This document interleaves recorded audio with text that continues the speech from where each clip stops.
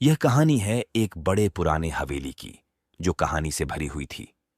वहां रहने वाले लोग कहते थे कि रात के समय हवेली में कुछ अजीब अजीब आवाजें सुनाई देती हैं और वहां कुछ अनदेखे चेहरे दिखाई देते हैं। एक दिन एक नौकर लड़का नामक युवक रात के समय हवेली में रुकने के लिए बुलाया गया। वह थोड़ा डरपोक था, पर उसने यह नहीं बताया।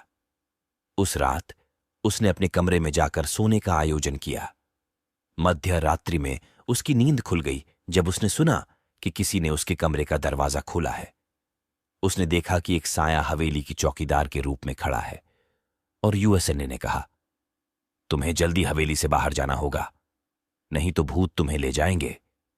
युवक ने आश्चर्यचकित होकर कहा, तुम तो खुद तो भूत हो, तुम्हें क्या पता कौन सा भूत आता है और कौन सा नहीं। चौकीदार मुस्कराया और बोला, मैं वह भूत हूं जो सच्चे मन से हवेली की रक्षा करता हूं। तुम्हें इस जगह से जल्दी बाहर जाना होगा, क्योंकि रात्रि का समय बहुत खतरनाक है।